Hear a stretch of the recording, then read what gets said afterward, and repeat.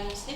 Et que va faire la France de façon plus concrète? Vous avez dit on va mettre des gens, quand, combien d'argent aussi dans les fonds pour la Syrie? Il y a eu un plan d'action qui a été présenté par le président de la Commission européenne sur la Turquie. Ce plan d'action peut se résumer en trois grandes orientations. La gestion de la frontière, mais aussi le soutien aux Syriens qui sont installés en Turquie, et enfin la réadmission des personnes qui n'ont pas vocation à entrer en Europe.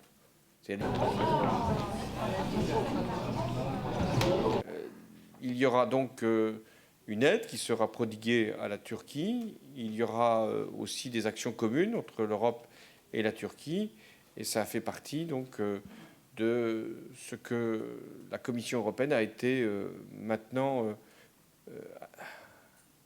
confortée dans cette démarche.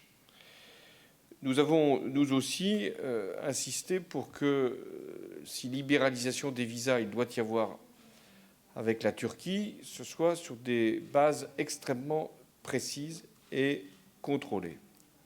J'ai insisté là-dessus, car je considère qu'il ne doit pas y avoir de malentendu ou d'ambiguïté. Sur la Turquie, est-ce qu'on pourrait être plus précis? Quel est le montant de l'aide? Avec la Syrie, nous avons eu, avant le Conseil, une réunion à 3, Royaume-Uni, Allemagne, France, pour prendre des positions qui nous paraissent devoir être celles de l'Union européenne, et qui ont d'ailleurs été reprises dans le communiqué.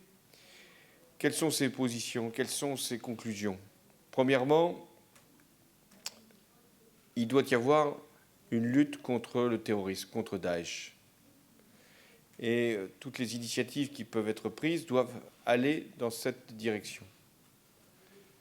Et l'intervention russe, de ce point de vue, ne permet pas d'être convaincu qu'il y a une concentration des frappes, c'est le moins qu'on puisse dire, concernant Daesh.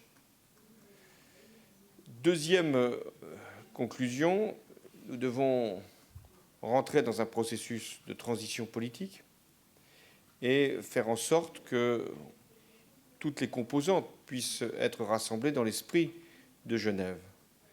Et Bachar el-Assad, ça a été rappelé, ne peut pas être l'avenir de la Syrie. Enfin, troisièmement, il est très important que cessent les bombardements sur les populations civiles, notamment du régime syrien. Or, l'intervention russe, de ce point de vue, n'a rien changé.